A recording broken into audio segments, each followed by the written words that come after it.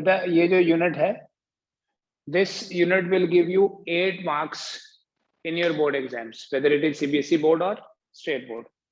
थोड़ा सा स्ट्रैटेजी, थोड़ा सा प्लानिंग अब आपको चेंज करना पड़ेगा, just in synchronization with the new pattern and new system we have to adapt ourselves. ठीक है, and it will be like in your best interest. आप में से जो लोग कॉम्पिटिटिव एग्जाम के लिए भी तैयारी कर रहे हैं साथ में, उनके लिए बेस्ट टाइम है. No need to go into the theoretical explanations, derivations. बड़े लंबे लंबे हम वो करते थे डेरिवेशंस, अब उसका टाइम खत्म. ठीक है, बिल्कुल खत्म. बट कॉन्सेप्ट बिल्डिंग करना है, ये नहीं सोचना है. सम ऑफ यू आर थिंकिंग कि अब मल्टीपल चॉइस होगा तो paper will be very easy और आराम से हो जाएगा. It is very difficult in the sense, अगर ऐसा होता तो फिर सब लोग क्वालिफाई कर जाते ना नीट और जेई भी. अभी आपको नीट और जेई के हिसाब से तैयारी करनी है.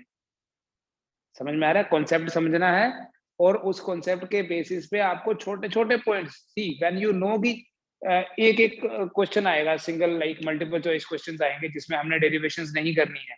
तो वो मल्टीपल चॉइस क्वेश्चन ये नहीं है कि आपको मैं एक लिस्ट दे दूं जी, ये 50,000 मल्टीपल चॉइस क्वेश्चंस हैं, ये कर लो सब हो जाएगा. ऐसा बिल्कुल नहीं है. There is no such rule कि ये 50,000 या ये 500,000 क्वेश्चंस में से ही पेपर आएगा.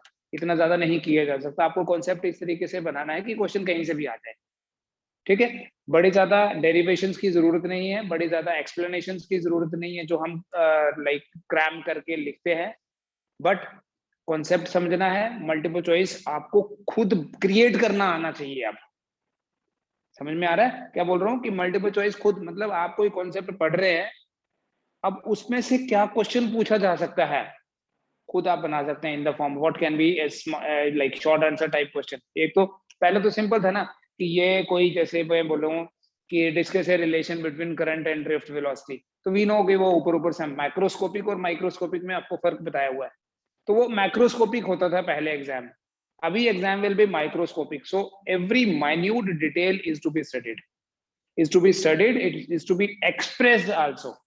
ठीक है, और कोशिश करें आप जो एग्जाम की तैयारी भी करते हैं, बुक तो पूरी पढ़ें, थ्योरी पूरी पढ़ें, डेरिवेशंस देखें ऊपर ऊपर से, just like newspaper reading. But आप प्रैक्टिस ज्यादा करें, न्यूमेरिकल ज्यादा सॉल्व करें, क्वेश्चन ज्यादा सॉल्व करें, एनसीईआरटी के न्यूमेरिकल्स करें. ये जरूरी नहीं है कि मल्टीपल चॉइस क्वेश्चन आजकल लाइक ऐसे होते हैं जो 1 मिनट में हो जाए, वो वाला टाइम भी नहीं है. हो सकता है किसी पर्टिकुलर मल्टीपल चॉइस क्वेश्चन में आपको 5 मिनट लग जाए. It can be some lengthy question, but होगा in the form of multiple choices. ठीक है, आपको 4 में से कोई ऑप्शन टिक करना होगा.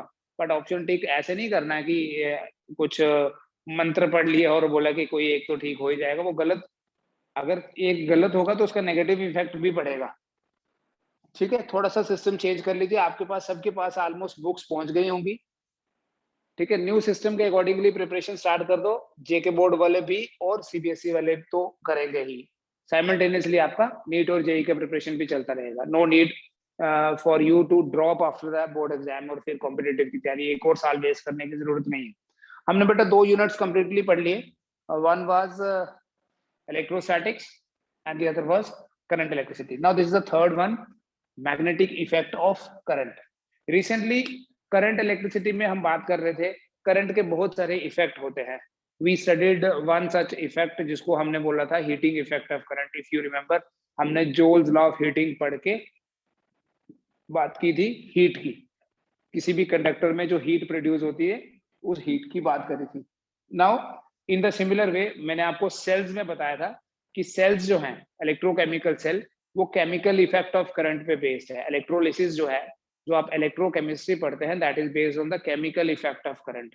करंट के बहुत सारे इफेक्ट होते हैं. There is a thermoelectric effect of current which is not part of our course now. Earlier it was there, but the most important जो इलेक्ट्रिसिटी और मैग्नेटिज्म को रिलेट करता है, 1820 में हेनरी ओरेस्टेड नाम के एक साइंटिस्ट थे जिन्होंने इस इफेक्ट को डिस्कवर किया. पूरा यूनिट जो है magnetic effect of current and magnetism है. This unit is divided into 2 chapters. NCERT में 2 चैप्टर्स हैं. ठीक है, the first chapter is magnetic effect of current, जिसका सिंपली ये मतलब है कि एक करंट कैरिंग कंडक्टर जो है, A current carrying conductor has a magnetic field in its surroundings. तो मैग्नेटिक फील्ड तो अभी पढ़ा नहीं क्या होता है. यस, मैग्नेटिक फील्ड अभी नहीं पढ़ा है, बट आपने अपने 10th क्लास में मैग्नेटिक फील्ड के बारे में जरूर सुना होगा. मैग्नेटिक फील्ड जब दिमाग में आता है, मैग्नेटिक फील्ड का कॉन्सेप्ट माइंड में आता है, the first thing that comes in the picture is a magnet. एक बार मैग्नेट है, नॉर्थ पोल है, साउथ पोल है. मैग्नेटिक फील्ड किसी भी बार मैग्नेट या किसी भी हॉर्स शू मैग्नेट के सराउंडिंग में वो स्पेस होती है जहां तक उसका इफेक्ट होता है. यहाँ बेटा हम मैग्नेटिक फील्ड की बात करेंगे, बट ये मैग्नेटिक फील्ड किसी मटेरियल की वजह से नहीं है. ये मैग्नेटिक फील्ड किसी मैग्नेट की वजह से नहीं है. ये मैग्नेटिक फील्ड किसी करंट की वजह से होगा. That is why this is called as magnetic effect of current. Basically Henry Oersted ने ये प्रूव किया कि कोई भी करंट कैरिंग कंडक्टर जो है, it has a magnetic field in it's surroundings. जैसे आपने स्टार्टिंग में इलेक्ट्रोस्टैटिक्स में पढ़ा था कि अगर बेटा आपको ये बताया हुआ भी है, अगर कोई स्टेशनरी चार्ज है, स्टेशनरी चार्ज जो है that is a source of electric field only. Source of electric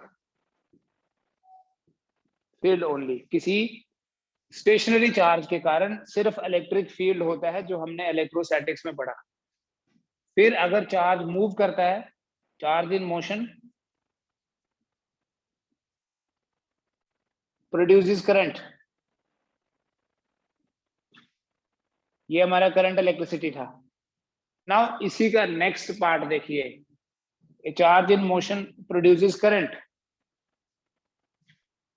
अगर करंट का यूनिफॉर्म फ्लो हो रहा है तो magnetic field is produced due to current. इसका मतलब यह है कि magnetic field is produced due to the motion of charge. Because जब हम ये बोलेंगे कि current is magnetic field is due to current, but we know कि करंट कब होगी, जब चार्ज मोशन में होगा. तो चार्ज मोशन में होगा तो करंट फ्लो करती है. चार्ज मोशन में होगा तो मैग्नेटिक फील्ड जो है वो क्रिएट हो जाता है.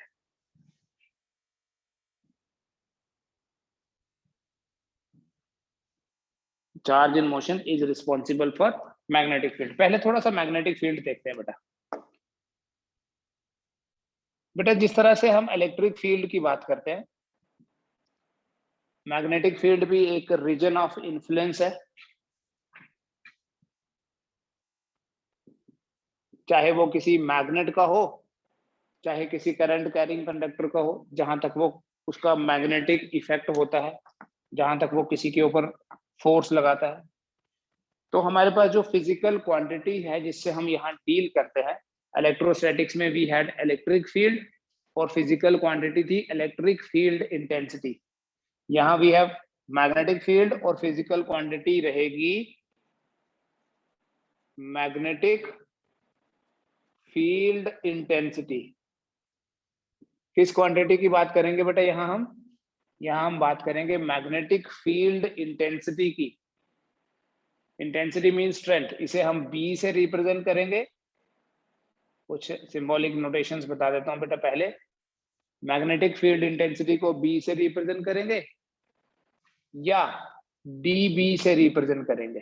It is obviously a vector quantity, just like we have E as the electric field intensity, जिसे हम DE से भी रिप्रेजेंट करते हैं. तो मैग्नेटिक फील्ड इंटेंसिटी को B से रिप्रेजेंट करते हैं बेटा. इस पे आएंगे हम लेटर ऑन. इसका जो SI यूनिट है, मैग्नेटिक फील्ड इंटेंसिटी का जो SI यूनिट है, that is Tesla. The SI unit of magnetic field intensity is Tesla. और मैग्नेटिक फील्ड इंटेंसिटी का CGS यूनिट होता है गॉस. 1 Tesla is 10⁻⁴ Gauss. ठीक है, ये बिल्कुल बेसिक चीजें पहले बता रहा हूँ जिनको हम यूज करेंगे, इनको हम पढ़ेंगे भी डिटेल में कि टेस्ला क्या है, गॉस क्या है, ये रिलेशन कैसे बना, वो सब देखेंगे। हम यहाँ बेटा मैग्नेटिक इफेक्ट ऑफ करंट की जब बात करते हैं, देखो इसका मतलब क्या है। इसका सिंपली मतलब ये है कि करंट के कारण मैग्नेटिक फील्ड होता है, बस। जब भी करंट फ्लो करेगी तो सराउंडिंग रीजन में मैग्नेटिक फील्ड क्रिएट हो जाएगा। A current carrying conductor has a magnetic field in its surrounding. इस चीज को एक साइंटिस्ट थे हेनरी ओरेस्टेड, उन्होंने सबसे पहले डिस्कवर किया था। एंड ये हेनरी ओरेस्टेड की एक एक्सीडेंटल डिस्कवरी थी। वो एक्चुअली कर कुछ और रहे थे एंड सडनली उन्होंने ऑब्जर्व कुछ और कर लिया। क्या ऑब्जर्व किया वो देखना। उन्होंने वो एक इलेक्ट्रिक सर्किट के ऊपर कोई डेमोन्स्ट्रेशन कर रहे थे 1820 में। उन्होंने ये देखा कि अगर किसी कंडक्टर में करंट फ्लो करती है, ऑफ कोर्स कोई कंडक्टर है तो उसका रेजिस्टेंस होगा, किसी कंडक्टर में कोई करंट फ्लो करती है,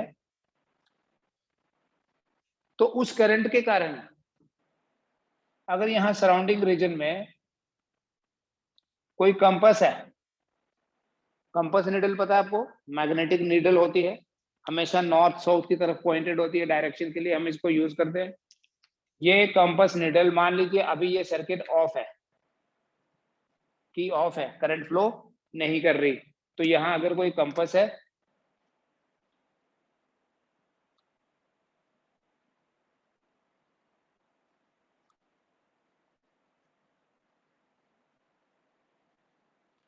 ये हमेशा नॉर्थ साउथ की तरफ पॉइंटेड होती है। अगर हम इस कंपास नीडल को यहां से थोड़ा डिस्टर्ब भी कर दें,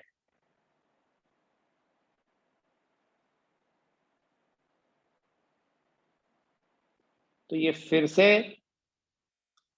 यहां से थोड़ा इधर ले जाए, फिर इधर आ जाती है। तो ये कंपास नीडल जो है इक्विलिब्रियम पोजीशन में रहती है इन नॉर्थ साउथ डायरेक्शन। लेकिन ये इसमें एक वो स्केल जैसा भी लगा होता है जिससे पता चलता है कितने डिग्री रोटेशन हो रहा है। और ओरेस्टेड ने ये ऑब्जर्व किया कि अगर इस सर्किट में करंट फ्लो करने लगे, मतलब अगर हम इस की को ऑन कर दें,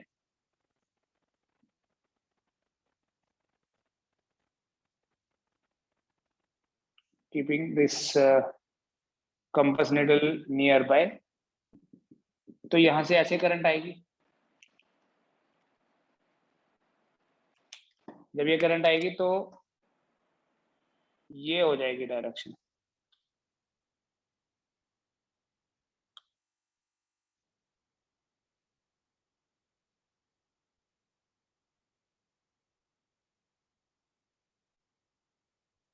ये कंपास इस तरह से, ये एक ऑब्जर्वेशन थी। हेनरी ओरेस्टेड ने ये ऑब्जर्व किया कि जब ये कंपास सिंपली ऐसे बना दो,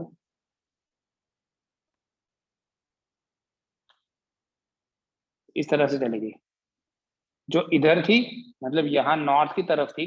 आप सोचो यहाँ नॉर्थ है, यहाँ साउथ, यहाँ होगा ईस्ट और यहाँ होगा वेस्ट। रोटेट करके ऐसे देख लो, ईस्ट वेस्ट नॉर्थ साउथ, तो ये वेस्ट की तरफ चली गई। अब ये एक ऑब्जर्वेशन थी, इसमें ओरेस्टेड का कंट्रीब्यूशन नहीं था कि उसकी वजह से नहीं हुई है। ये बेसिकली एक नेचुरल इफेक्ट है जिसे ऑब्जर्व किया गया, जिसे हेनरी ओरेस्टेड ने सिर्फ सबसे पहले ऑब्जर्व किया।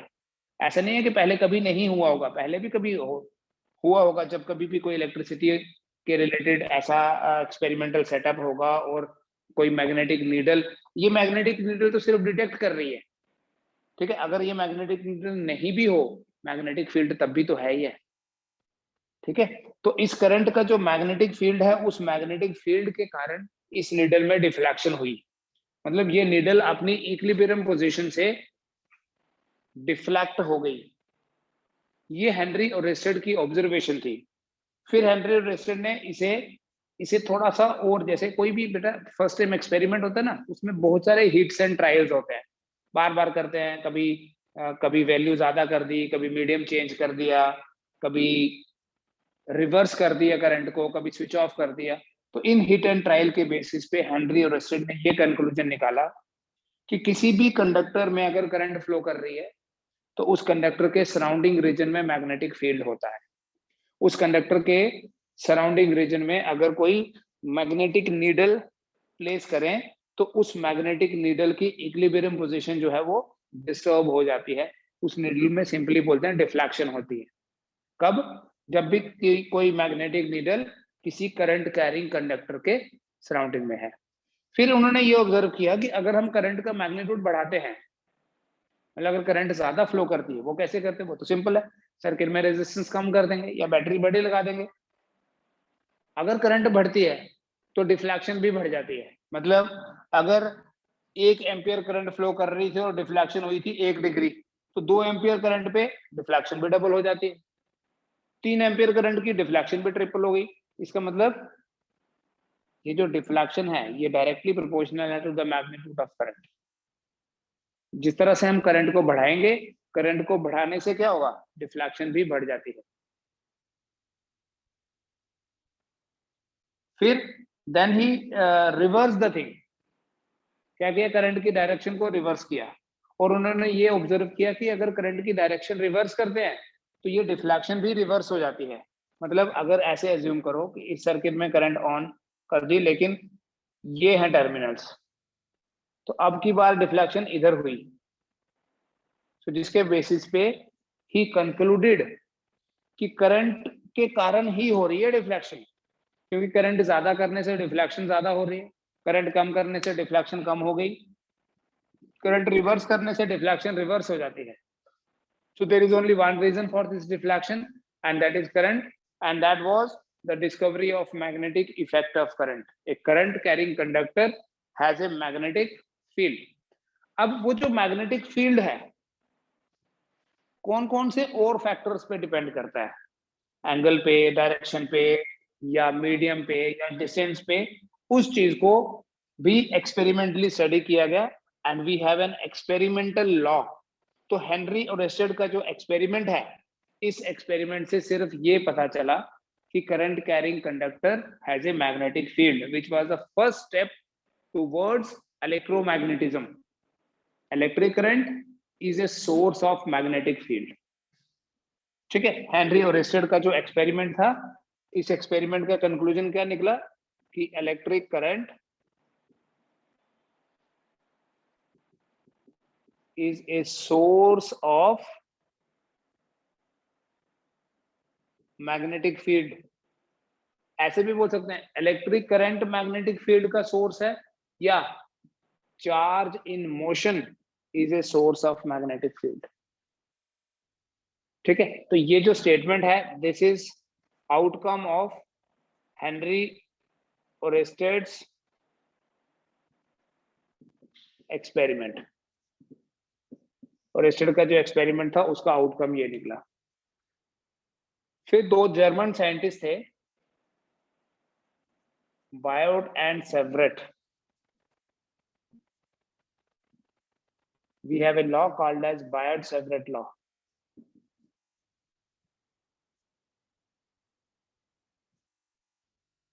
ये एक एक्सपेरिमेंटल लॉ है,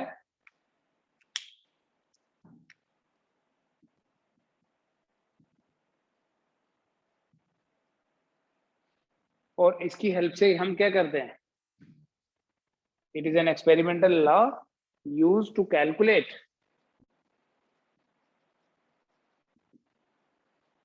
magnetic field intensity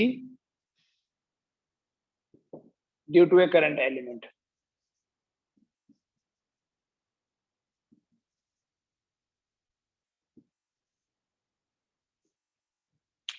Biot-Savart law is an experimental law.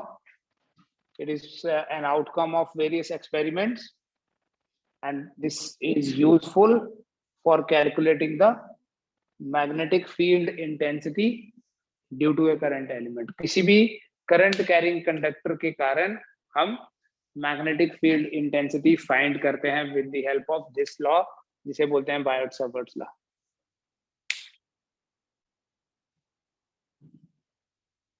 यहाँ एक वर्ड यूज किया मैंने, करंट एलिमेंट,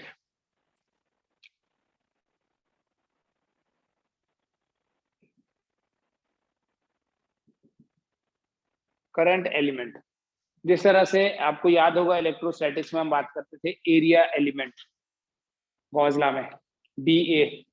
तो ये मान लीजिए बेटा कोई वायर है, ऐसी भी शेप ले लो, और इस वायर में करंट फ्लो कर रही है आई।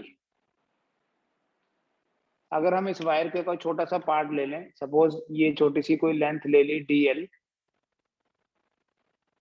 तो आई इंटू डीएल को बोलते हैं करंट एलिमेंट। यहाँ पर अगर ये लेंथ डीएल डैश है, यहाँ कुछ और है ऐसे, so any small element, so we write IDL is current element. IDL, I into DL, and this is actually a vector quantity.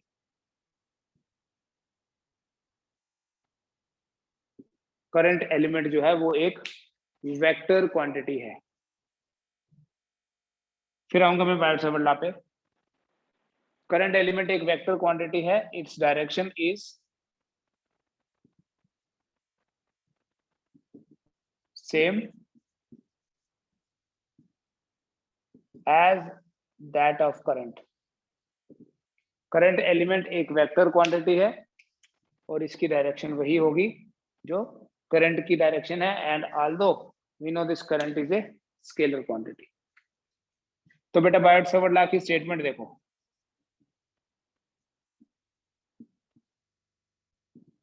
Statement of Biot Savart law. बेटा किसी भी वायर में करंट फ्लो कर रही है, सपोज करो आई, ऐसी random shape ले ली मैंने, हम पर्टिकुलर शेप्स की बात भी करेंगे। अगर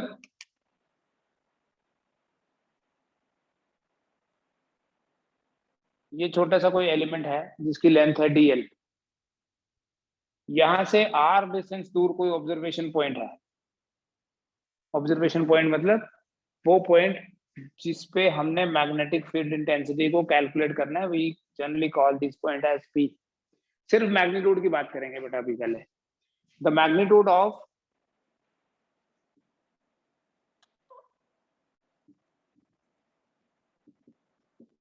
magnetic field intensity at point P is dB लिखेंगे। किसके कारण है ये at point P? Due to small current element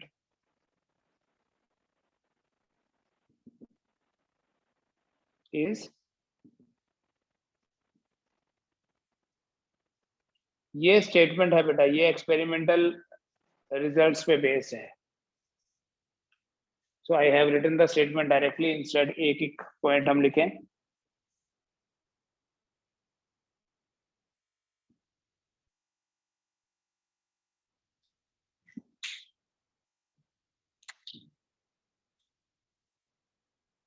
dB is proportional to, directly proportional to IDL, directly proportional to sin theta, inversely proportional to square of distance। मतलब जो Biot Savart law है वो भी इनवर्स स्क्वायर लॉ को follow करता है।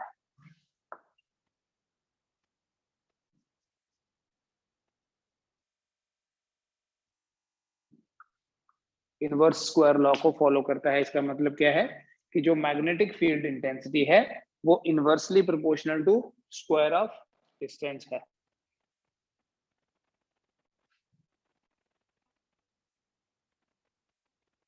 जब भी हम इस तरह से कभी प्रोपोर्शनैलिटी साइन हटाते हैं, वी यूज ए कांस्टेंट।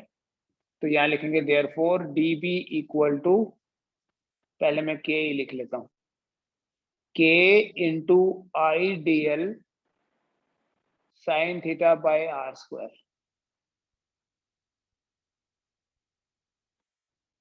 बेटा यहां पर जो k है,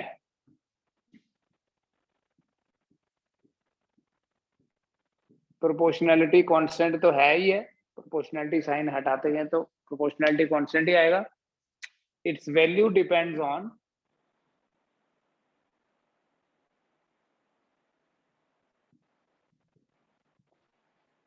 ये, आप इलेक्ट्रोस्टैटिक कांस्टेंट की तरह ट्रीट कर सकते हैं इसको। इलेक्ट्रोस्टैटिक कांस्टेंट की वैल्यू किस पे डिपेंड करती है? इस चीज पे डिपेंड करती है कि हमने कौन सा सिस्टम चूज किया है, SI की CGS. It depends on the choice of the system of units. एक तो सिस्टम ऑफ यूनिट कौन सा उस पर डिपेंड करता है, और दूसरा बेटा ये डिपेंड करती है on the medium.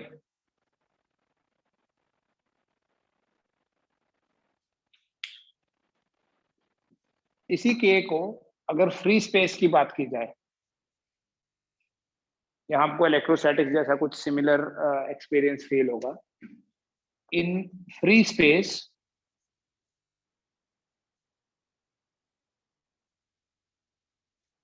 this k is equal to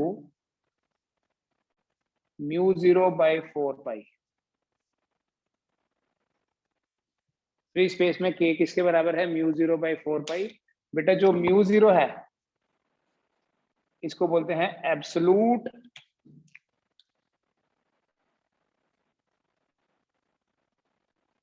permeability.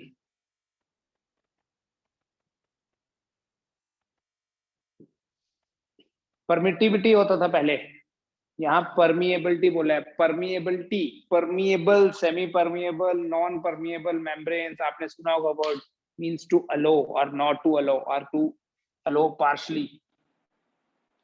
It's a property of the medium, जिसके कारण किसी मीडियम में मैग्नेटिक फील्ड स्ट्रॉन्गर और किसी फील्ड में उसको कम परमिशन मिलेगी. परमीट नहीं कर पाएगा, means it can not pass through. इसको एब्सोल्यूट परमिएबिलिटी बोलते हैं. हम इसे परमिएबिलिटी ऑफ फ्री स्पेस भी बोलते हैं. This is also called as permeability of free space. ठीक है, इसका एक्सपेरिमेंटली कैलकुलेटेड जो वैल्यू है वो बता देता हूँ. पहले यहाँ हम डाल देंगे. ये बेटा बायोट-सावर्ट लॉ की सबसे कॉमन फॉर्म है जिसे यूज करना है. स्टेटमेंट में पूरी एक्सप्लेन करूंगा, उसके बाद हम क्वेश्चंस करेंगे. This is the statement which will use in various applications. Biot-Savart law की बहुत सारी एप्लीकेशंस हैं जिनके बेसिस पे हम मैग्नेटिक फील्ड इंटेंसिटी कैलकुलेट करते हैं. फ्री स्पेस में, ये फ्री स्पेस में है. इन फ्री स्पेस. और अगर टोटल मैग्नेटिक फील्ड निकालना होगा तो एज यूजुअल हम क्या करेंगे, किसी एक्सप्रेशन को इंटीग्रेट कर देंगे. ठीक है, वो देखते हैं बाद में. ये वाला स्टेटमेंट आप ऐसे याद रखें. फिर अगर इसको वेक्टर फॉर्म में लिखना है, so we write dB vector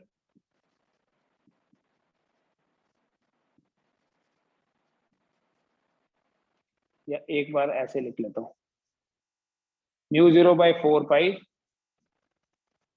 IDL sin theta by r square into r cap. Unit vector है ये.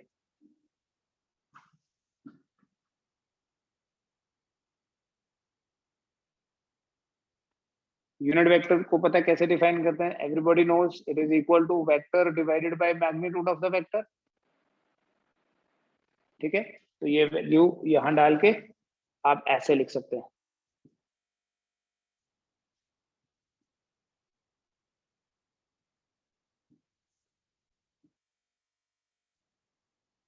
आर क्यूब लिख लेंगे यहाँ. आर कैप यूनिट वेक्टर है, it is equal to r vector divided by r. तो यहाँ cube हो जाएगा. So we can write, this will help you to understand the direction.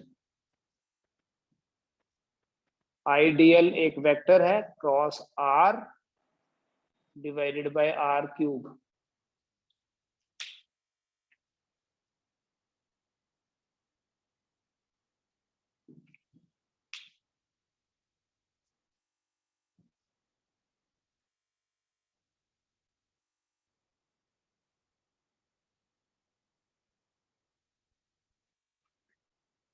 dB vector equals to mu0 by 4 pi IDL cross r by r cube.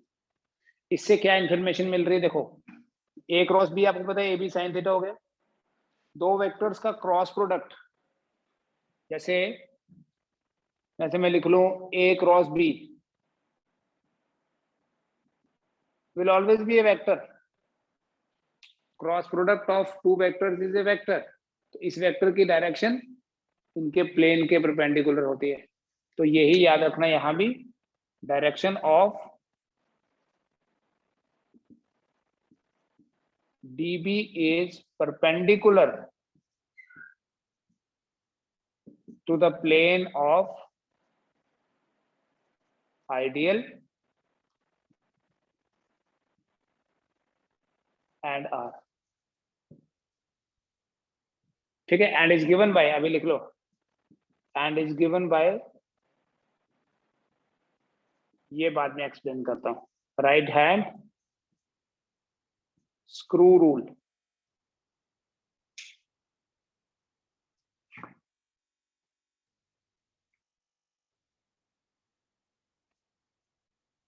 तो ये expression सबसे ज्यादा use करेंगे, but direction देखने के लिए हम वेक्टर फॉर्म में लिखते हैं. तो दिस इज द एक्सप्रेशन. अगर म्यू जीरो की बात करें, ये जो आपको दिख रहा है म्यू जीरो बाई 4 पाई, यहां भी ऐसे लिख देते हैं. के की जगह क्या लिख लेंगे, म्यू जीरो बाई 4 पाई. ये बिल्कुल वैसे है जैसे 1/4 पाई एप्सिलॉन जीरो था. ठीक है. 4 पाई तो एज इट इज ही रहा, तो ये 1/एप्सिलॉन जीरो की जगह यहाँ न्यूमरेटर में आ गया, म्यू जीरो हो गया. म्यू जीरो का जो वैल्यू है बेटा, म्यू जीरो का वैल्यू है 4 पाई इंटू 10⁻⁻⁷. जैसे एप्सिलॉन जीरो का वैल्यू था 8.85. मैं इन दोनों का आपको एक रिलेशन भी बताऊंगा जिसको बाद में यूज करते हैं. 4 पाई इंटू 10⁻⁷. अब में से कौन मुझे बताएगा कि म्यू जीरो का एसआई यूनिट क्या है?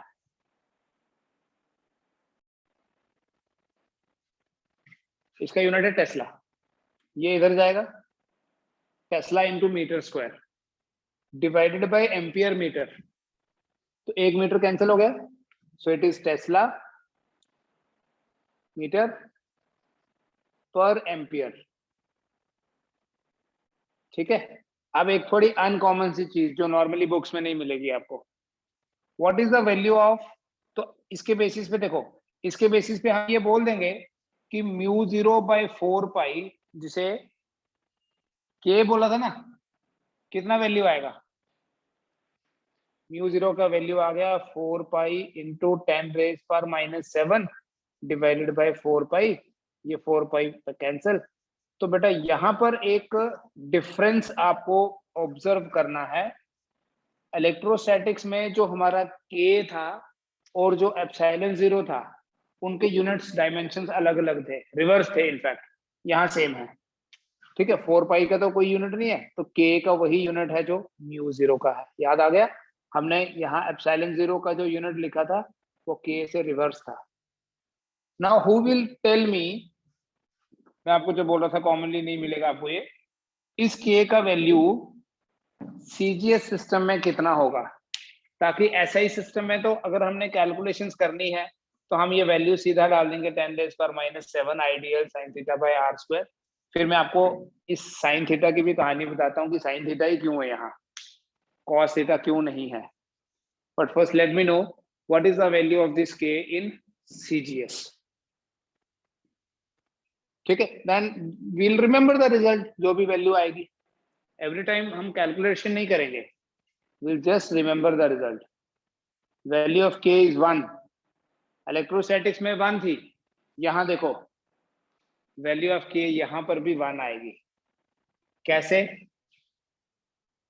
अब आई डोंट नो आपने कैसे बताया, but I will get you the proof for this. 4 pi into 10⁻⁻⁷ tesla metre per ampere है. ठीक है बेटा. बेटा जो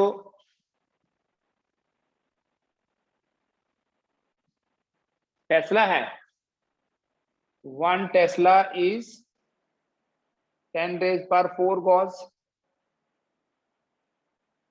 1 मीटर इज 10⁻² सेंटीमीटर. 1 मीटर कितना होता है? 100 सेंटीमीटर.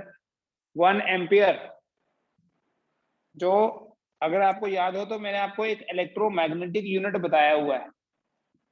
चार्ज का, क्या बोला था उसको, एब कूलम। इलेक्ट्रोस्टैटिक्स में देखना, फर्स्ट या सेकंड लेक्चर में बताया होगा। स्टैट कूलम या स्टैट कूलम तो इलेक्ट्रोस्टैटिक है, एब कूलम को बोलते हैं A B C, and it is equal to 10 ampere. तो जो सीजीएस यूनिट है करंट का, देख लीजिए करंट इलेक्ट्रिसिटी में भी बताया होगा, CGS unit of current is, दो तरीके से बोलते हैं, या तो बोलेंगे एब्सोल्यूट एम्पियर जैसे एब कूलम, या इसी को बायोट बोलते हैं। नाउ यू कैन सी कि why the unit Biot is used. The Biot word is taken from this Biot's word law. What is the CGS unit of current in magnetism? Biot, और 1 biot जो है 10 ampere के बराबर होता है। सो 1 ampere कितना हुआ फिर? आप लोगों ने इतनी कैलकुलेशन करके बताया या डायरेक्ट ही बता दिया? 1 ampere is 1/10 of A Biot. ठीक है, तो इन कन्वर्शंस के बेसिस पे देखो ये वैल्यू क्या बनती है। Therefore, K equals to 4 pi into 10 raised power minus 7 into Tesla कितना हुआ? 10 raised power 4 gauss.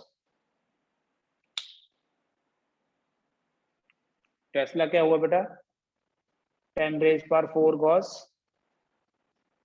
Metre, 10 raised power 2 centimetre, 1/10 biot. This will go up, will become 4 pi into 10 raised power minus 7 into 10 raised power 7 gauss centimeter per byte. So that will be 4 pi only. अच्छा, mu zero की value नहीं लिखनी थी ना, हमने के की value ली। के का वैल्यू तो 10 रेज पावर माइनस 7 है।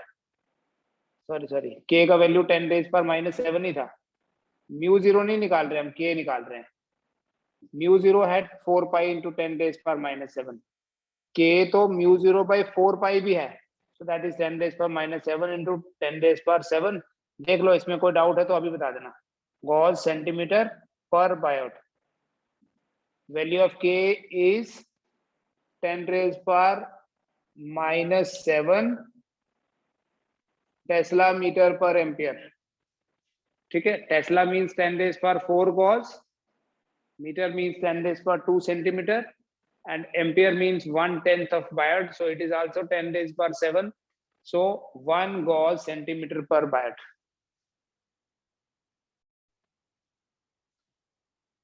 बेटा देखो, जो एक्सप्रेशन है it says dB equal to mu 0 by 4 pi IDL sine theta by r square. कुछ चीजें तो डायरेक्टली हम इस एक्सप्रेशन को देख के ही अंडरस्टैंड कर सकते हैं कि ये फैक्टर्स यहाँ क्यों होंगे। ये तो बेटा मीडियम की प्रॉपर्टी आ गई।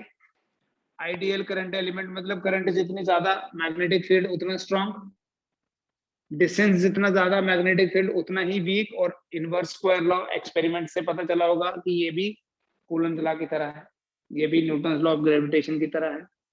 बट साइन थीटा अभी तक हमने पहले कभी भी नहीं देखा था। इलेक्ट्रोस्टैटिक फोर्स या इलेक्ट्रिक फील्ड जो है उसमें ऐसा कोई नहीं था जब तक कि हम रिजॉल्व नहीं करते। यहाँ हमने रिजॉल्व नहीं किया। ये कंडक्टर है, डायग्राम देखें, इसमें आई करंट फ्लो कर रही है, दिस एंगल इज थीटा, और ये पॉइंट पी है, ये डिस्टेंस आर है। दे ऑब्जर्व्ड कि अगर कोई point perpendicular to the axis of this element है, मतलब अगर थीटा की वैल्यू 90 डिग्री है, कि ये करंट एलिमेंट है, ये डीएल, और ये है 90, थीटा अगर 90 है तो sine theta is 1, sine theta 1 है तो dB will be equal to mu not by 4 pi I into dl by r square. ये डीबी की मैक्सिमम वैल्यू है मैग्नेटिक फील्ड की। ये दे ऑब्जर्व्ड कि परपेंडिकुलर डायरेक्शन में मैग्नेटिक फील्ड मैक्सिमम होता है, और अगर 0 या 180 डिग्री है, अगर थीटा 0 या 180 डिग्री है, तब जो dB होगा वो 0 होगा, तब मैग्नेटिक फील्ड की वैल्यू जो है दैट वुड बी 0, क्योंकि साइन 0 भी 0 अलोंग द डायरेक्शन और अपोजिट टू द डायरेक्शन। जैसे अगर पॉइंट यहाँ है या इधर कहीं है इसी के ऊपर, तो वहां कंपास नीडल को कोई फर्क नहीं पड़ता, वो अपनी इक्विलिब्रियम स्टेट में ही रहती है। बट अगर वो नॉर्मली लाइक परपेंडिकुलर डायरेक्शन में रखा जाए तो कंपास नीडल में मैक्सिमम डिफ्लेक्शन होती है विद सेम करंट। ऐसे क्या था, जो ओरेस्टेड एक्सपेरिमेंट था उसके बेसिस पे तो सिर्फ ये पता चला कि मैग्नेटिक फील्ड करंट के ऊपर डिपेंड करता है, बट बायोट-सावर्ट लॉ के बेसिस पे कुछ और फैक्टर्स भी सामने आए कि ये एंगल पे भी डिपेंड करता है। हर एक एंगल पे मैग्नेटिक फील्ड सेम नहीं है। नॉर्मल डायरेक्शन परपेंडिकुलर डायरेक्शन में मैग्नेटिक फील्ड मैक्सिमम होता है, और जब हम थीटा को कम करें 90 से 0 ले जाएं तो मैग्नेटिक फील्ड कम होने लगता है, फिर 90 से 180 ले जाएं मैग्नेटिक फील्ड फिर कम होने लगता है। So at 90 degree magnet, this is all on the basis of the experiments. ठीक है, ये सारी ऑब्जर्वेशंस एक्सपेरिमेंटली प्रूव्ड हैं। ठीक है, and that is why we have sine theta here. एक चीज जो हम इलेक्ट्रोमैग्नेटिक वेव्स में पढ़ेंगे, बट सिंस अभी हमने दोनों नाम यूज कर लिए हैं तो मैं दिखा देता हूँ यहाँ पर। There is a term called as permittivity, इसको बोलते हैं बेटा absolute permittivity, and this is mu 0, it is called as absolute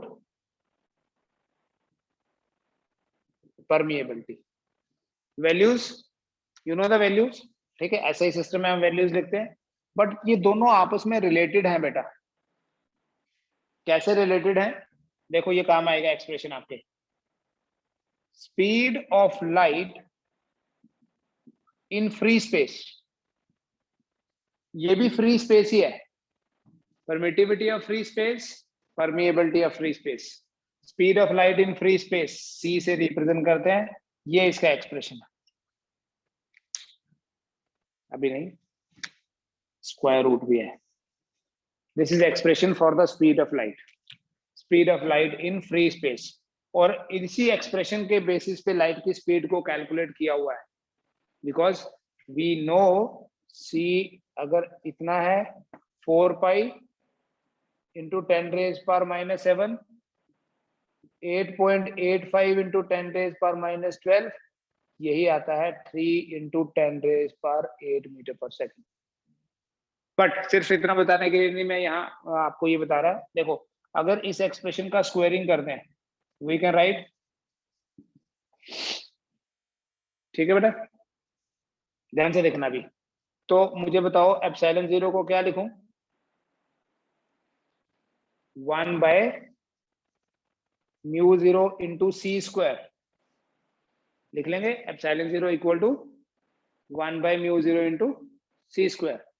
देखना Coulomb's law in electrostatics, Coulomb's law in electrostatics, क्या एक्सप्रेशन है, F equal to 1/4 pi epsilon 0 Q1 Q2 by R square. लेकिन इसी expression को हो सकता है कभी आपको ये इसकी जगह ऐसा एक्सप्रेशन आइडेंटिफाई करना पड़े, तो एप्सिलॉन 0 की जगह जब आप 1/μ0 इंटू c0 लिखोगे क्या बनेगा, देखो 1/4 पाई एप्सिलॉन 0 की जगह 1/μ0 c square into Q1 Q2 by R square, खुद लिख रहे हो आप, तो μ0/4 पाई बन गया इधर भी। तो इलेक्ट्रोस्टैटिक्स में भी देखिए ऐसे लिखते हैं, electrical force is equal to μ0/4 pi c square into Q1 Q2 by R square. Coulomb's law in electrostatics can be represented in terms of speed of light also. That is what electromagnetism, it will come later, but अभी आपको μ0 और ε0 के basis पे ये expression बता दिया।